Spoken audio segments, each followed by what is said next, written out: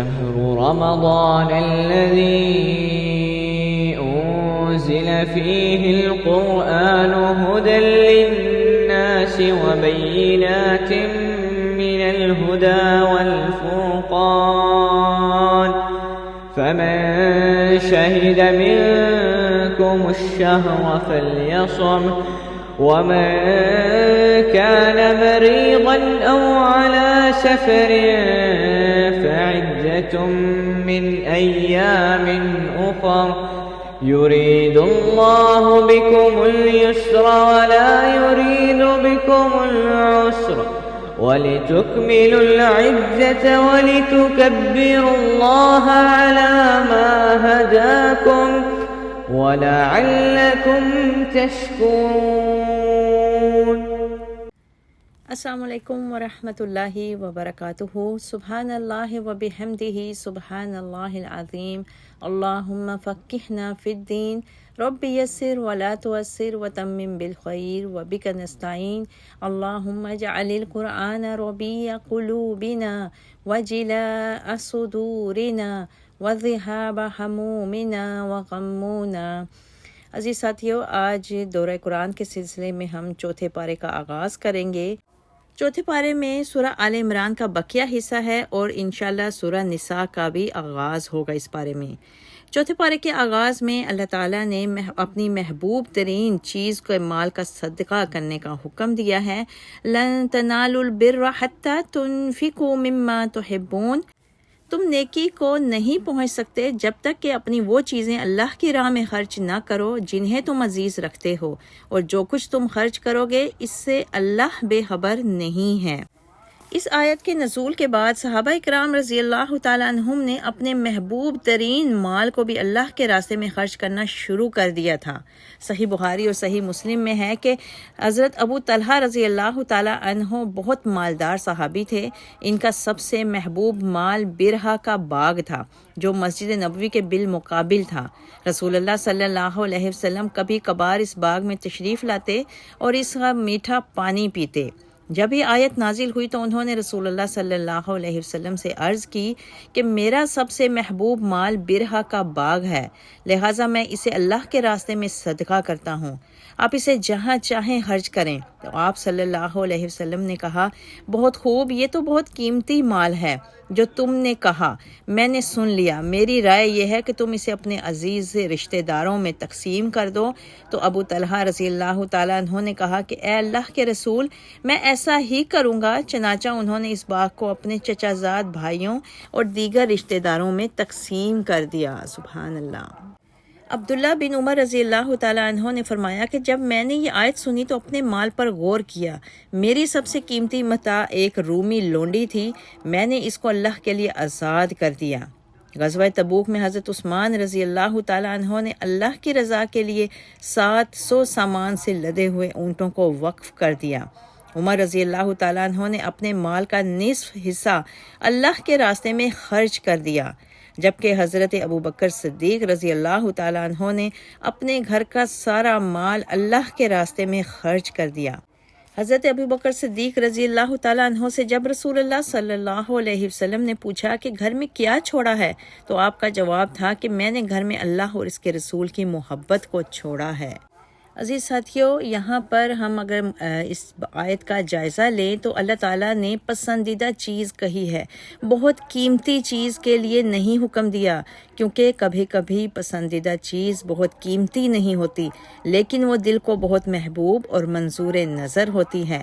اگر ہم اپنی پسندیدہ دل پسند چیزوں کا جائزہ لیں تو ہم کن چیزوں کو عزیز رکھتے ہیں؟ میری ایگو، میری نیند، میرا وقت، یہ سب چیزیں مجھے بہت عزیز ہیں۔ کیا میں اللہ کی خاطر ان کی قربانی دے سکتی ہوں؟ کیا میں اپنی بہترین آخرت کے لیے اپنے قیمتی وقت کا 1 گھنٹہ قرآن کے مطالعہ کے لیے لگا سکتی ہوں؟ یہ ایک سوال ہم سب کے لیے ہے۔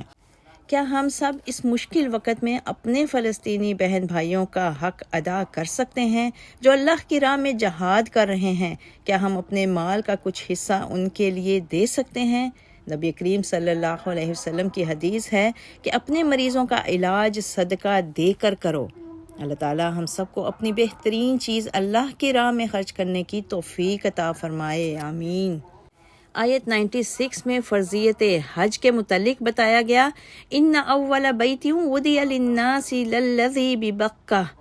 اللہ تعالیٰ نے اس بات کا بھی ذکر کیا کہ اللہ تعالیٰ کی عبادت کے لیے پہلا گھر مکہ مکرمہ میں تعمیر کیا گیا تھا، اور ہر صاحب استطاعت مسلمان پر اس گھر کا حج کرنا فرض ہے، اور اللہ تعالیٰ نے یہ بھی بتا دیا کہ جو بھی اس گھر میں داخل ہوتا ہے اس کو امن حاصل ہو جاتا ہے۔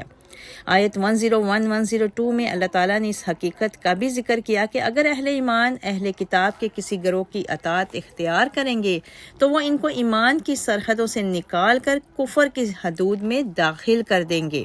اللہ تعالیٰ نے تمام مومنوں کو اس بات کی نصیحت کی کہ ان کو اللہ کی رسی کو مضبوطی کے ساتھ تھام لینا ہے اور تفرقے میں نہیں پڑنا۔ اللہ تعالیٰ کی رسی سے مراد قرآن مجید ہے۔ اگر ہم تمام مسلمان مضبوطی کے ساتھ قرآن کو تھام لیں گے تو ہمارے باہمی اختلافات بآسانی دور ہو سکیں گے انشاءاللہ تعالیٰ۔ اس بارے میں اللہ تعالیٰ نے اس بات کا بھی ذکر کیا کہ قیامت کے دن اہل ایمان کے چہرے سفید اور ایمان کو ٹھکرانے والوں کے چہرے سیاہ ہوں گے۔ سفید چہروں والے اللہ تعالیٰ کی رحمتوں کے مستحق ٹھہریں گے، جبکہ سیاہ چہرے والے اپنے کفر کی وجہ سے شدید عذاب سے دوچار ہوں گے۔ اللہم اجرنا من النار، آمین۔ آیت 110 میں بہترین امت ہونے کا وظیفہ بتایا گیا ہے۔ اللہ تعالیٰ نے بتا دیا کہ مسلمان بہترین امت ہیں جن کی ذمہ داری نیکی کا حکم دینا اور برائی سے روکنا ہے۔ اگر ہم صحیح معنوں میں بہترین امت بننا چاہتے ہیں تو ہمیں امر بالمعروف اور نہی عن المنکر کے راستے پر چلنا چاہیے۔ اللہ تعالیٰ ہم سب کو حق کی دعوت دینے والا اور برائی سے روکنے والا بنائے، آمین۔ اس کے بعد اللہ تعالیٰ نے فرما دیا کہ جب مسلمانوں کو کوئی تکلیف آئے تو کافر خوش ہوتے ہیں، اور جب ان کو کوئی خوشی حاصل ہو تو کافر غیظ و غضب میں مبتلا ہو جاتے ہیں۔ لیکن اگر مسلمان صبر اور تقوی کا راستہ اختیار کریں تو کافروں کی کوئی خوشی اور ناراضگی مسلمانوں کو کوئی نقصان نہیں پہنچا سکتی انشاءاللہ تعالی۔ آیت 121 سے غزوات کا ذکر کیا گیا ہے۔ غزوہ بدر اور احد کے حالات بتائے گئے ہیں۔ ان غزوات میں اللہ تعالیٰ نے اپنے فرشتوں کے ذریعے مسلمانوں کی مدد فرمائی اور کامیابی سے ہمکنار کیا۔ غزوہ بدر میں مسلمانوں کو مکمل کامیابی ملی اور غزوہ احد میں معاملہ بین بین رہا۔ غزوہ بدر کا ذکر کیا گیا۔ اللہ تعالیٰ نے نبی کریم صلی اللہ علیہ وسلم سے وعدہ کیا تھا کہ وہ مسلمانوں کی نصرت کے لیے 3000 فرشتوں کو اتارے گا، اور اسی طرح اللہ تعالیٰ نے یہ بھی ارشاد فرمایا کہ اگر کافر مسلمانوں تک رسائی حاصل کر لیں اور مسلمان صبر و استقامت سے ان کا مقابلہ کریں تو اللہ تعالیٰ 5000 فرشتوں کو مسلمانوں کی مدد کے لیے اتارے گا۔ سورہ انفال میں بھی اللہ تعالیٰ نے ارشاد فرمایا کہ مسلمانوں کی مدد 1000 فرشتوں سے کی جائے گی، جن کے بعد مزید فرشتے آئیں گے۔ ساتھ ہی اللہ تعالیٰ نے یہ بھی بتا دیا کہ فرشتوں کی مدد تو ایک خوشخبری ہے، ورنہ اصل میں تو مدد فرمانے والی ذات اللہ ہی کی ذات بالا صفات ہے۔ آیت 130 میں اللہ تعالیٰ نے سود کی ممانعت فرما دی اور فرمایا، اے ایمان والو، سود در سود کھانے سے اجتناب کرو۔ مزید اللہ تعالیٰ نے مسلمانوں کو جنت کی طرف تیزی سے بڑھنے کی تلقین کی ہے اور کہا ہے کہ جنت کا عرض زمین اور آسمان کے برابر ہے۔ اللہم انا اسألک جنت الفردوس، آمین۔ اس کے بعد اللہ تعالیٰ نے متقین کی صفات کا ذکر کیا اور بتا دیا کہ جنتی مومن جو ہیں وہ جب ان سے صغیرہ یا کبیرہ گناہوں کا ارتکاب ہو جاتا ہے تو انہیں اللہ کا خوف دامن گیر ہو جاتا ہے اور وہ اللہ تعالیٰ سے اپنے گناہوں کی معافی مانگتے ہیں، کیونکہ جو وہ جانتے ہیں کہ اللہ کے سوا کون گناہوں کو معاف کر سکتا ہے۔ رسول اللہ صلی اللہ علیہ وسلم نے فرمایا کہ ابلیس نے اپنے رب سے کہا، مجھے تیری عزت اور جلال کی قسم ہے کہ میں بنی آدم کو جب تک ان کی سانس چلتی رہے گی ضرور گمراہ کروں گا۔ تو اللہ نے کہا، مجھے میری عزت اور جلال کی قسم ہے کہ وہ جب تک مجھ سے بخشش کو طلب کرتے رہیں گے میں ان کو معاف کرتا رہوں گا۔ اللہم اغفر لنا، اللہم اغفر لنا، اللہم اغفر لنا، آمین۔ آیت 169 میں اللہ تعالیٰ نے بتا دیا کہ شہیدوں کو مردہ نہیں سمجھنا چاہیے، بلکہ وہ پروردگار کے پاس زندہ ہیں اور اللہ تعالیٰ ان کو رزق بھی عطا فرماتا ہے۔ وہ اللہ تعالیٰ کے فضل اور عنایات پر حد درجہ مسرور ہیں۔ اس بارے میں اللہ تعالیٰ نے مومنوں پر اپنے اس عظیم احسان کا بھی ذکر کیا ہے کہ اس نے ان میں سے ایک رسول مبعوث کیا جو اللہ تعالیٰ کی آیات کو ان پر تلاوت کرتے ہیں، ان کو کتاب و حکمت کی تعلیم دیتا ہے اور ان کو پاک صاف فرماتے ہیں، اور ان کی آمد سے قبل یقیناً لوگ کھلی گمراہی میں مبتلا تھے۔ اس بارے میں اللہ تعالیٰ نے پختہ ایمان والی ایک جماعت کا بھی ذکر کیا جو لوگوں کے اجتماع اور اکٹھ سے بالکل بھی مرعوب نہیں ہوتی، اور ان کا شعار یہ مقولہ ہوتا ہے، حسبنا اللہ و نعم الوکیل، ہمارے لیے اللہ کافی ہے اور وہ بہترین وکیل ہے۔ ان کی اس دعا کی وجہ سے اللہ تبارک و تعالیٰ نے ان کو لوگوں کے شر اور فتنے سے محفوظ فرماتا ہے۔ چنانچہ صحیح بخاری میں حضرت عبداللہ بن عباس رضی اللہ تعالی عنہما سے روایت ہے، حضرت ابراہیم خلیل الرحمن علیہ السلام کو جب آگ میں ڈالا گیا تو اس وقت انہوں نے حسبنا اللہ و نعم الوکیل کہا، اور حضرت محمد صلی اللہ علیہ وسلم نے بھی اس وقت حسبنا اللہ و نعم الوکیل کہا۔ جب بعض لوگوں نے اہل ایمان سے کہا، بے شک لوگوں نے تمہارے خلاف ایک بڑا لشکر جمع کیا ہے، لہٰذا ان سے ڈرو، یہ سن کر ان کا ایمان اور بھی بڑھ گیا۔ تو آپ صلی اللہ علیہ وسلم نے جواب دیا، حسبنا اللہ و نعم الوکیل، ہمیں اللہ ہی کافی ہے اور وہ بہترین کارساز ہے۔ آیت 181 میں اللہ تعالیٰ نے یہودیوں کی اللہ کی شان میں کی جانے والی گستاخی کا بھی ذکر کیا کہ انہوں نے معاذ اللہ کو فقیر اور اپنے آپ کو غنی کہا۔ اللہ تعالیٰ نے قرآن میں فرما دیا، ہم ان کی باتوں کو لکھ رہے ہیں۔ اس بارے میں اللہ تعالیٰ نے بعض لوگوں کی غلط عادت کا بھی ذکر کیا کہ بعض لوگ اللہ کی عطا کردہ نعمتوں پر گھمنڈ کرتے ہیں، تکبر کرتے ہیں اور بغیر کوئی کام کیے تعریف و ستائش کے طلبگار ہوتے ہیں۔ ایسے لوگ اللہ کے عذاب سے نہیں بچ سکتے، ان کے لیے دردناک عذاب ہے۔ آیت 191 میں اللہ تعالیٰ نے دوبارہ سے مومنین کی صفات کا ذکر کیا اور بتایا کہ وہ اٹھتے اور بیٹھتے ہوئے اللہ کو یاد کرتے ہیں اور زمین و آسمان کی تخلیق پر غور کرتے اور اعلان کرتے ہیں کہ اللہ تعالیٰ تو نے جو کچھ بھی بنایا ہے بلا جواز نہیں بنایا۔ تخلیق کائنات پر غور و فکر کرنے کے بعد ان پر اللہ تعالیٰ کی غیبت طاری ہو جاتی ہے اور وہ اللہ تعالیٰ کی پاکی بیان کرنے کے ساتھ ساتھ اللہ کے عذاب سے پناہ مانگتے ہیں۔ سورہ آل عمران کے آخر میں دنیا اور آخرت کی بھلائی سمیٹنے والی بہت سی دعائیں بھی اللہ تعالیٰ نے بتائی ہیں۔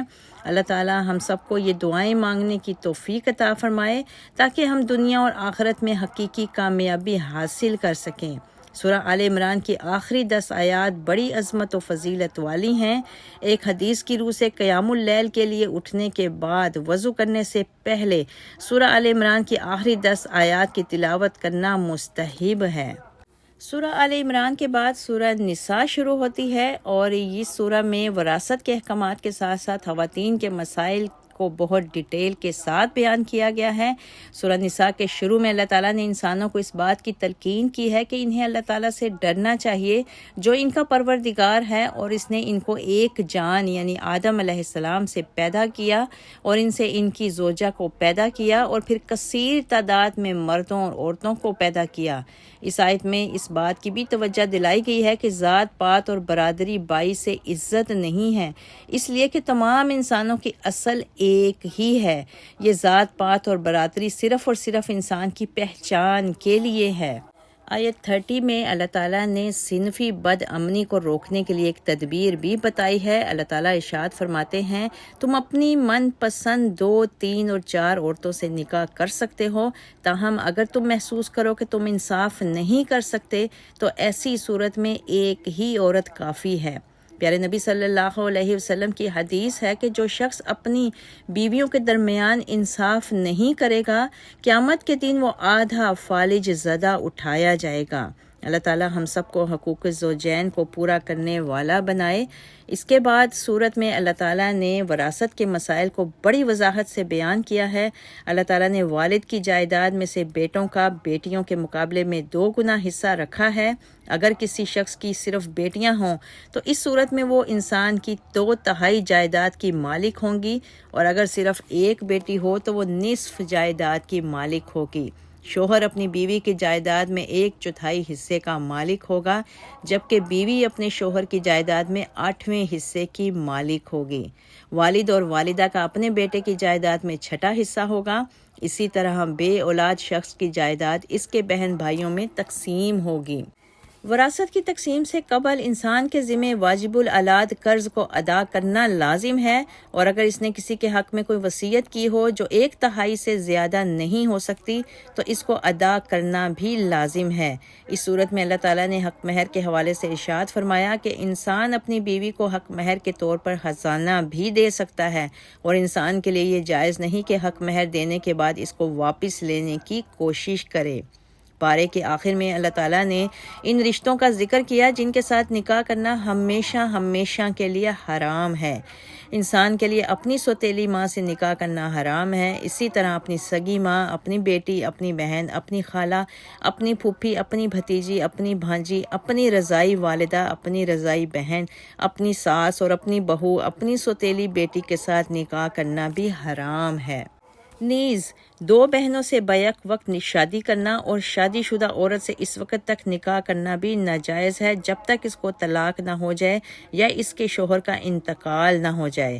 اللہ تعالیٰ سے دعا ہے کہ اللہ تعالیٰ ہمیں قرآن پاک پڑھنے، سمجھنے اور اس پر عمل پیرا ہونے کی توفیق عطا فرمائے، آمین۔ وآخر الدعوانا ان الحمد للہ رب العالمین، سبحان ربک رب العزت عما یصفون، وسلام علی المرسلین، والحمد للہ رب العالمین، وما علینا الا البلاغ۔ اللهم بارك لنا في رجب وشعبان، وبلغنا شهر رمضان، اللهم بارك لنا في القرآن العظيم، وانفعنا بهدي سيد المرسلين، وثبتنا على الهدى والصراط المستقيم. اللهم بارك لنا